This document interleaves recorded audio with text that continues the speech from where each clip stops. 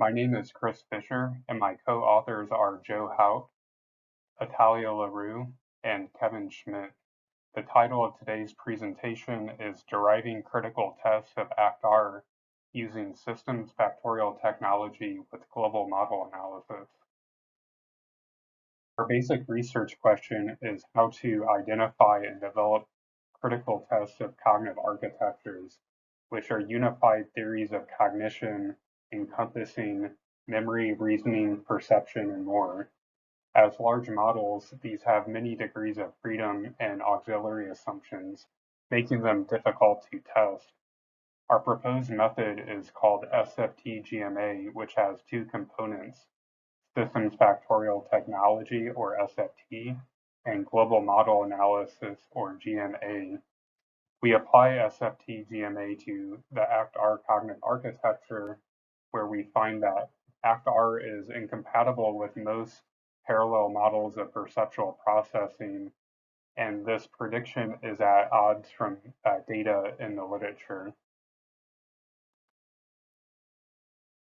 Model analysis, or GMA, allows one to evaluate the behavior of a model across its entire parameter space, as shown below.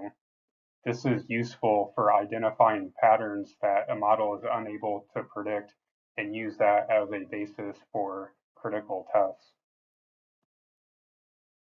Systems Factorial Technology, or SFT, is a mathematical framework and experimental methodology for characterizing how multiple sources of information are processed.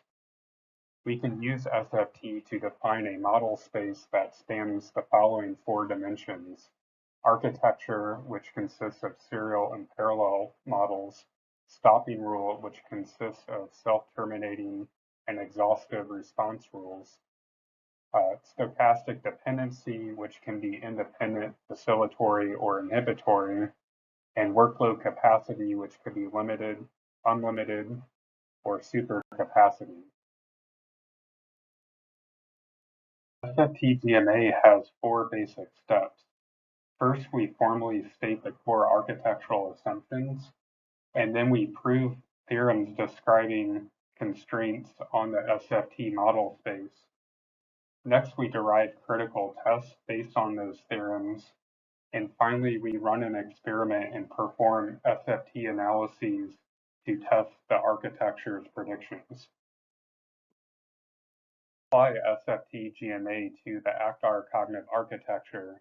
As shown on the right, ACT-R has a modular architecture consisting of memory, vision, and other modules. The procedural memory module coordinates activity across modules via condition-action pairs called production rules. The buffers provide an interface through which requests and information can be shared between the procedural module and other modules. We have identified 8 core architectural assumptions, but for our current purposes, we'll focus on 4. Modules cannot be redundant. Production rules are executed one at a time. Modules can process only one request at a time. Each perceptual module encodes a stimulus into a single chunk. We identified the following theorem. Perceptual processing of multiple stimuli in the same modality can only occur in serial. This is based on assumptions 4, 5, 6, and 8, which preclude any pathway to parallel processing within the same modality. Prior research examining visual perceptual learning found a shift from limited capacity serial processing to supercapacity parallel processing. These results are at odds with ACT-R's prediction of serial processing. In conclusion, assumptions 4, 5, 6, and 8 are not supported empirically.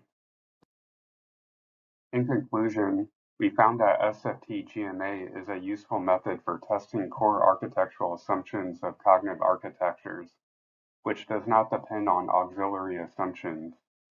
We also applied SFT-GMA to ACT-R and found that it predicts serial perceptual processing of stimuli within the same modality, but this prediction was not empirically supported.